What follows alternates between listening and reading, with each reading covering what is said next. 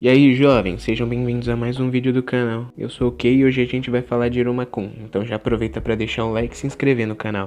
O anime começa mostrando o inferno e o trono do rei dos demônios está vazio, mas é só isso mesmo. Aí vem a abertura e mostra um barquinho tomando sufoco no oceano. Então aparece o protagonista que tá segurando uns atuns e o chefe dele manda logo a real. Se ele deixar cair, ele vai cortar metade do salário do moleque. O cara tá sendo forçado a trabalhar no barco de atum porque os pais dele são dois baianos que não querem trabalhar. Então os peixes começam a cair, começa uma chuva de peixe e o protagonista só desviando. Mas aí quando o peixe ia dar um beijo da morte nele, o tempo para e quem fez isso foi o próprio demônio.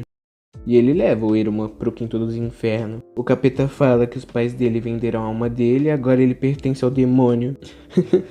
Mas que pais são esses que vendem o filho pro demônio? Devem ser dois baianos. O capiroto leva o protagonista pra um castelo e manda real. Ele fala pro protagonista que sempre foi solteiro e pergunta se ele quer ser seu neto. O velho compra uma do moleque pra ter um neto. O criador desse anime deve adorar uma verdinha. Só que ele dá a opção pro protagonista dizer não. Mas o protagonista é um molenga que não consegue dizer não pros outros. O cara até já se envolveu com a máfia. O protagonista até pensa em recusar, mas o velho começa a chorar e ele aceita. Esse protagonista é muito bundão. E o capeta como? Fazendo festa. Mas não é só isso não. Tá pensando que vida de demônio é fácil? Ele vai ter que ir pra escola dos bichos ruins. E o velho fala que se ele recusasse ele ia virar janta. Então talvez esse velho não seja tão bonzinho. Só talvez. Mas bem, a noite passa, então eles estão indo pro colégio. Mas antes eles param pra tirar uma foto. Guarda essa parte que ela vai ser importante depois. E eles chegam na escola, que realmente parece uma prisão. Igual as da vida real. Eu fiquei pensando se alguém tentar cabulada ali. A pessoa ia ter que pular por esse portãozão, ou então pular a janela, mas aí ia fazer ploft no chão. Resumindo, é impossível fugir da escola. O Iruma chega em uma apresentação que é pra apresentar as pessoas novas do colégio. E o moleque fica com um puta cagaço, porque se pegarem ele, ele vai virar a janta. Enfim, as criaturas do inferno começam a cantar seu hino. E na real, esse hino é muito inspirado. O hino da janta acaba e eles falam que o diretor tem uma mensagem pra passar.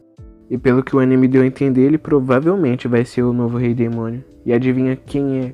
Era ele mesmo. Dio! Não, sacanagem. Era o vovô do Iruma. Ele pega a foto que tiraram mais cedo e mostra pra todo mundo. E na moral, esse personagem me lembra aqueles personagens que são mega carinhosos com a família.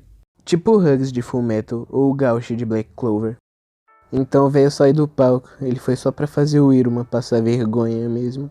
Mas se você for parar pra olhar, todo mundo nesse anime é demente. O demônio velho que adotou a criança. Os pais do Iruma que venderam a alma dele pro próprio demônio. E o próprio Iruma que não conseguiu dizer não pro velho. Mas enfim, o tutor, o palestrante. Esse cara chama o aluno com as maiores notas pra fazer a apresentação. Mas o tutor, palestrante, diz que na real o aluno de honra é o Iruma. E o Iruma fica como? Com vontade de nem ter nascido. O Iruma sobe no palco e tem que fazer uma apresentação. E na moral, se eu fosse o Iruma, eu não ia saber o que fazer não, já pensou? Você chega na escola nova e você não conhece ninguém. Vai ter uma apresentação e de repente você que tem que fazer ela. E ainda tem outra coisa, os alunos são todos demônios.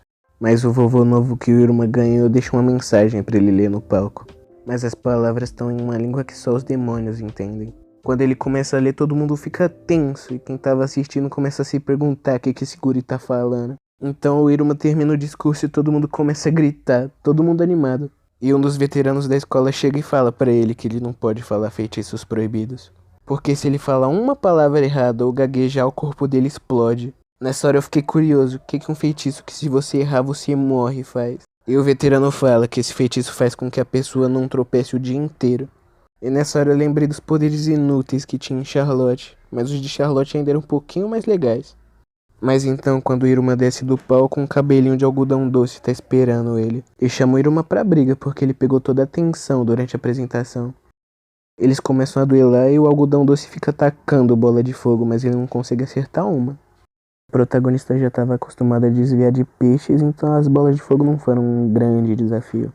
Depois de 20 minutos, o cabelo de algodão doce não aguentou mais e admitiu a derrota. E depois o protagonista fica famosinho na escola por ter derrotado o Asmodeus.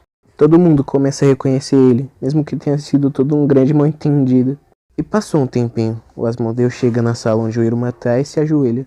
Ele fala que como perdeu o duelo, agora ele vai ter que servir o protagonista. Então vem os créditos e o episódio acaba. Mas então, essa foi a análise do primeiro episódio de Iruma-kun. Então se você gostou, deixa o like. E até a próxima.